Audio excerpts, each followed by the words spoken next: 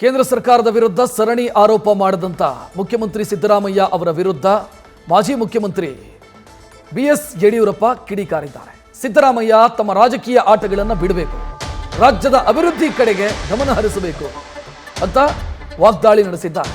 ರಾಜ್ಯದ ಅಭಿವೃದ್ಧಿಯತ್ತ ಗಮನ ಹರಿಸಲಿ ಅಂತ ಕಿವಿಮಾತು ಕೊಟ್ಟಿದ್ದಾರೆ. ದೆಹಲಿ ಪ್ರತಿಭಟನೆಯ ಬಗ್ಗೆ ಯಡಿಯೂರಪ್ಪ ಈ ರೀತಿ ಮಾತನಾಡಿದರು. ದೆಹಲಿಗೆ ಹೋಗೋದು ಬಿಟ್ಟು ಅಭಿವೃದ್ಧಿ ಮಾಡಲಿ ಅಂತ ಗರಂ ಆಗಿದ್ದಾರೆ. ಸುತ್ತೂರಿನಲ್ಲಿ ಕಾಂಗ್ರೆಸ್ನ ವಿರುದ್ಧ ಬಿಎಸ್ ಯಡಿಯೂರಪ್ಪ ಅಸಮಾಧಾನ ವ್ಯಕ್ತಪಡಿಸಿದ್ದಾರೆ.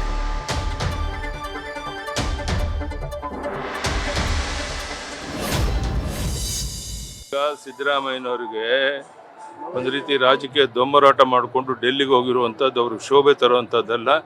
ಮುಂದಿನ ಚುನಾವಣೆಯಲ್ಲಿ ತಕ್ಕ ಪಾಠ ಕಲಿಸ್ತಾರೆ. ಲೋಕಸಭಾ ಚುನಾವಣೆ ಎದುರಿಸ್ಲಿಕ್ಕೆ ಗೊತ್ತಾಗುತ್ತೆ ಅವ್ರಿಗೆ. ಪ್ರಧಾನಿ ನರೇಂದ್ರ ಮೋದಿ ಅವರು ಕೊಟ್ಟಿರುವಂಥ ಅನೇಕ ಕಾರ್ಯಕ್ರಮಗಳು, ಅದರಲ್ಲೂ ವಿಶೇಷವಾಗಿ ಈಗ ಕೆಜಿಗೆ 29 ರೂಪಾಯಿ ಅಕ್ಕಿ ಕೊಡ್ತೇವೆ ಏನು ಘೋಷಣೆ ಮಾಡಿದ್ದಾರೆ. ಇದೊಂದು ಐತಿಹಾಸಿಕ ಒಂದು ಕೆಲಸ.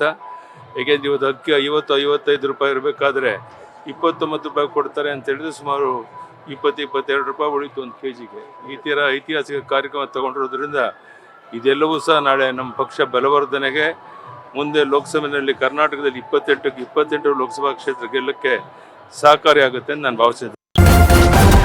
ನ್ಯೂಸ್ ಫಸ್ಟ್ ನಿರ್ಭೀತಿಯಿಂದ ನಿಮ್ಮ ಪರವಾಗಿ.